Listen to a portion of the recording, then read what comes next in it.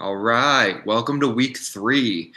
That was an interesting week. Was able to even out my commish picks there. I went from thinking I was going to be 2-8, or 2-6 to 4-4. So a little bit of crazy stuff. I know Tim went over all of that in the recap, so I won't spend any more time going over last week. Just to say, I'm hoping for another good week this week with the commish picks. So welcome to week 3. This is, kind of the panic time, the time you start to feel kind of comfortable about your team. We'll see a lot of, hopefully, some big moves this week. Maybe some managers getting a little anxious. I know I'm starting to fall into that boat with my team. We'll get to that in a little bit, but this is where we start to see some action in the league. So without further ado, I'll just jump right into these matchups that we have this week. First one I'm going to go over is full Chubb versus Ben. Right off the top, looking at the quarterbacks, I think it really comes down to two guys here. It's Justin Herbert and Jalen Hurts. Herbert going up against Kansas City for full Chubb and Hurts up against Dallas. I think these could be some pretty high-scoring offensive matchups. Both of these teams are, kind of coming off disappointing overall offensive matchups. This is going to be a big week for Hurts. Trying to figure out whether he's really a contender, whether he's a top 7, top 8 sort of quarterback this year, or if he's a pretender, if he's still riding out that early rookie defenses don't quite know how to match up against him yet. I really like him on Monday night against a suspect Dallas defense. Their secondary in particular, lots of injuries, haven't been performing well outside of Trayvon Diggs in that secondary. And even he had some struggles last week. So I am very excited to see how Herbert's going to perform through the air. We know he can run the ball and do well that way, but let's see, what he can do with his arm. I'm interested to see how Herbert's able to match up against an angry Kansas City team. Kansas City is not used to losing, especially to Baltimore. They're going to be fired up for this game. We'll get to Mahomes in a little bit and the guys on the offense, but I really think this defense is going to step it up.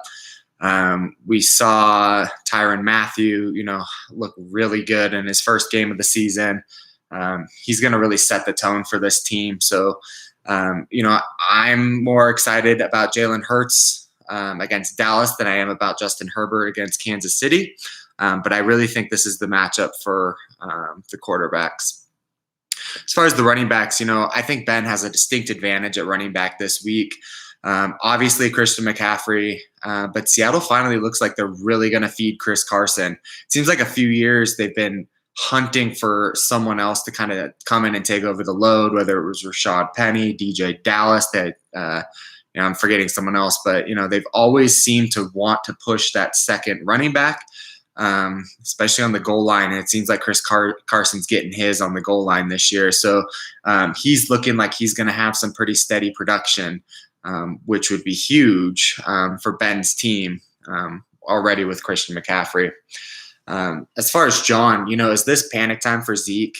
I said it last week. I thought Zeke would have a better game. He did have a better game, but there's no questioning that Tony Pollard looks substantially better at this point in the year. And he, hearing stuff coming out of Dallas, it seems like a lot of people are clamoring for Tony Pollard to get more run. As far as fantasy asset, I think it's still a little bit early for, the Tony Pollard running back 1 sort of game, but he does look good. He looks fast, and he just looks more explosive than Zeke. So, we're seeing Zeke's target shares, his touches kind of coming down over the first 2 weeks. We'll see what happens this week. But, this is kind of the crossroads, I would think, for Zeke. And then finally, looking at the wide receivers, and this is a big advantage for Ben. I mean, Cooper Kupp's a stud. People always say 3 years after an ACL surgery is when you kind of see who the guy really is.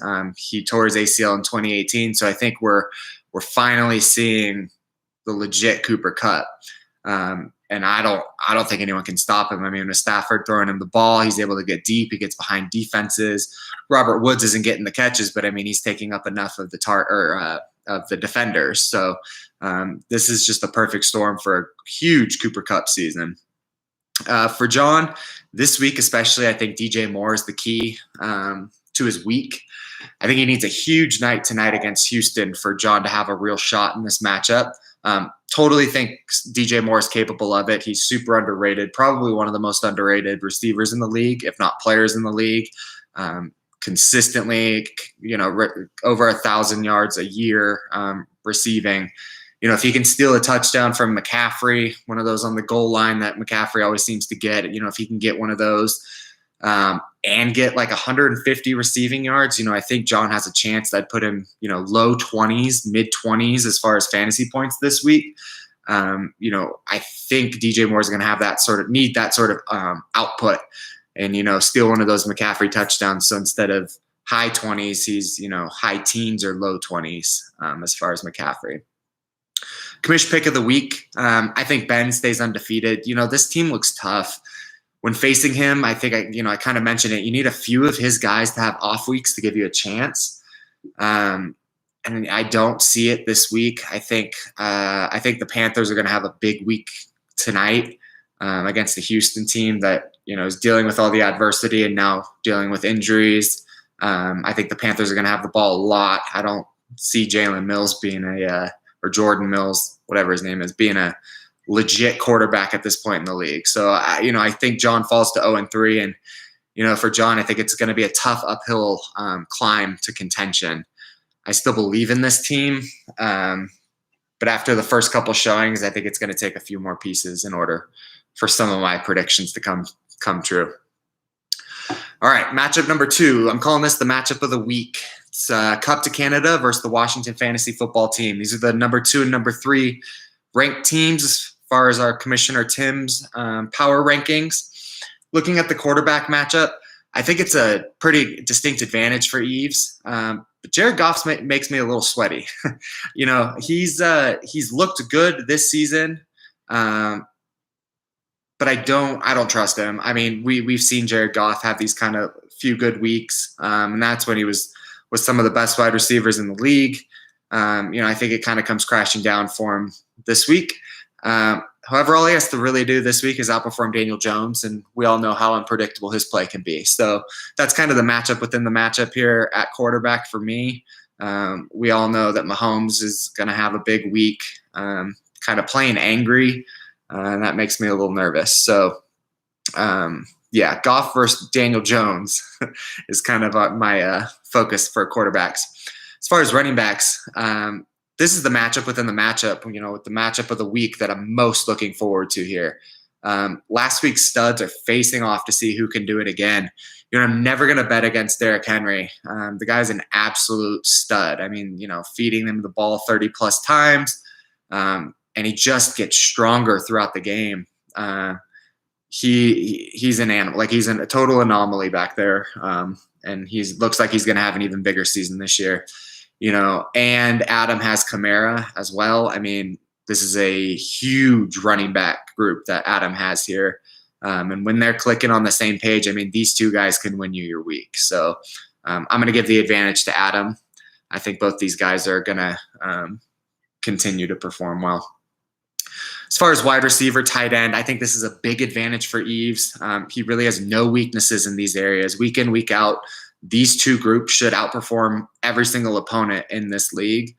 I'm very high on all of these players. I think this is a big advantage. As far as the flex, looks pretty even. If I had to pick one of these flex squads, I'd probably go with Adams. But as far as my commish pick, I think this is going to be a very, very close matchup. I'm hoping it's a close matchup. I'm hoping it's high scoring. I hope, this comes down to one of the last plays on Monday night, because if I was going to go out on a limb here, I think these two teams are probably my pick right now to go and face off in the championship. So this is kind of my championship preview. I'm going to pick Cup to Canada to get the win. I think, Mahomes, like I said, an angry Mahomes makes me extremely nervous. I think he's going to ball out, and I think he's going to be the X factor, score a lot of points. So Cup to Canada will get the win this week. All right, facing off in our number 6 versus number 7 matchup will be Bills Mafia and Chota. Number 6, man, that feels dirty. I totally agree with it, though. My team has been it has been the most disappointing as far as my top picks. Is this the week my stars kind of wake up? Like Commissioner Tim mentioned, 4 out of the 5 of my first picks are significantly underperforming. All of them probably fall in kind of that top 10 of most underperforming players this season. Put Ridley in that as well. I mean, he's not having the season. So 5 out of the 5 of my first picks are really not doing what I hoped they would. Chota's kind of already looking like he locked down the most improved team award. Great job flipping kind of from your strengths or your depth and bolstering this team. I think this is a pretty tough matchup to predict. On paper, it kind of looks like the advantage goes to my team. I think at quarterback and running back, I have the advantage. Although my running backs, are a mess. My quarterbacks have been incredibly unpredictable. I think this matchup is pretty even at wide receiver. However, I'm not willing to put my neck out there on the way my guys are performing. I would need pretty much all of them to step up at this point to kind of be a contender. And to think that this is the week that's going to happen seems a little foolish to me. So I'm picking Chota in this matchup. Maybe that'll spark something more positive for my actual team. But as far as my predictions, I think David's going to get the win here. All right. Man, that feels dirty. Okay, so our final matchup should be another good one. This is an interesting one. So trust the process. Commissioner Tim ranked himself 5th versus Ryan, who is ranked 1st. And I fully agree. Ryan's squad looks really good. Looking at this matchup, Ryan appears to have the advantage at every position. I went to break this down, trying to find some ins and outs, and it's just clear that this team is better across the board. Not to say this won't be a matchup. Tim's squad has proven that they can step up. But Ryan, your team is scary. Looks like you're going to need, 2 to 3 players off of Ryan's team every week to not perform, and not even like underperform, but just to kind of like not show up in order to have a chance week to week. And that's obviously going to be hard to do. There's a couple players on the injury report that, we're going to have to keep our eye on. Could make this matchup more interesting. If anything on Ryan's team is lacking, it's definitely the depth. With an injury, having to bring in one of these guys that, may not get you 10 points, that's going to be tough, and that could easily open the door for Tim. So I'm, doing this on Thursday at 11:40. If this injury report comes out on Friday or Saturday and a player or two is knocked off of Ryan's starting squad, I would probably change my overall pick for who I think is going to win this week. For trust the process, Tim has a very clear future-focused plan. However, this team is good enough, in my opinion, to win plenty of matchups. I just don't think it's going to be this week. Ryan's my pick for this week. I'm probably going to be making this pick pretty frequently. It's just too hard to pick against these players. It's a lottery at this point, or you have to get incredibly lucky on your week in order to beat this team, barring any injuries. So Ryan's going to go my pick. So just recapping, I pick Ben, Cup to Canada, Chota, and Ryan for my 4 winners this week. Hopefully I come into week 4 with a positive record, but I am very happy to be back at 500 following my week 1 debacle. So those are my picks. Now jumping into future focus, Tim mentioned this player. I'm going to focus on Isaiah Spiller, the junior running back from Texas A&M today. I agree. For our league, quarterbacks are going to be at a premium, so I'm going to shift my focus to quarterbacks starting next week. But I wanted to wrap up with 2 of the higher name running backs. So Isaiah Spiller is 6'1", 215 pounds. Currently on the season, he's got 40 rushes for 250 yards, 1 touchdown. That's a 6.3 yards per carry average. Kid looks good. Came out of high school with not a ton of, recruiting prowess. He was recruited by some big names, but I think he was like a top 20 kind of recruited running back coming out of high school.